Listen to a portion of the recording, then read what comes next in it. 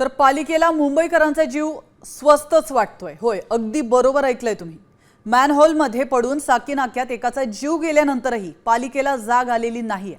दादरच्या टीटी परिसरात मुख्य वर्दळ असलेल्या रस्त्यावर मॅनहोल उघडं होतं। तुम्ही पाहू शकता ही दृश्य, आजची ही दृश्य आहेत। यावेळी त्याच्या बाजूला कोणतेही बॅरिगेड्स नव्हते, त्यामुळे पुन्हा एकदा पादचारी आणि वाहन चालकांच्या सुरक्षेचा प्रश्न ऐरणीवर आलाय।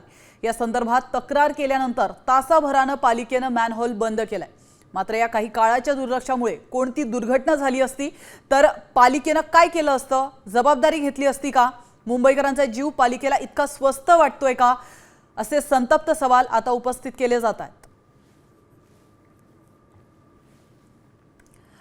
ज्या ठिकाणी मॅनहोल उघडं होतं त्याच ठिकाणाहून आमचे प्रतिनिधी गिरीश कांबळे यांनी घेतलेला आढावा पाहूया।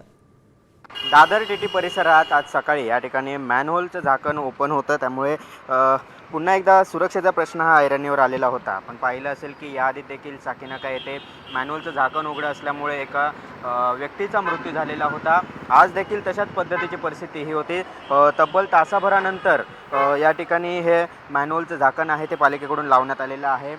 शिंदे सेनेकडून सांगण्यात आलेलं आहे की या ठिकाणी चोरी करण्याचा प्रयत्न हा केला जात होता। त्यानंतरची जी काही माहिती मिळाली त्यानंतर मग आम्ही त्या ठिकाणी कारवाई केली, अशा पद्धतीची माहिती देखील त्यांच्याकडून दिली जाते आहे। अधिकृतरित्या पालिकेकडून कोणतेही स्पष्टीकरण आलेलं नाही। मात्र आता हे झाकण लावण्यात आलेलं, परंतु पुन्हा एकदा या ठिकाणी मुंबईकरांच्या सुरक्षेचा प्रश्न ऐरणीवर आला आहे। मॅनहोलचे झाकण ओपन ठेवून अशा पद्धतीने जर होत असेल तर मात्र हा निष्काळजीपणा नव्हे का, हा प्रश्न पुन्हा एकदा उपस्थित केला जातो। व्हिडिओ जर्नलिस्ट नितीन करतचे, गिरीश कांबळे, साम टीव्ही न्यूज, मुंबई।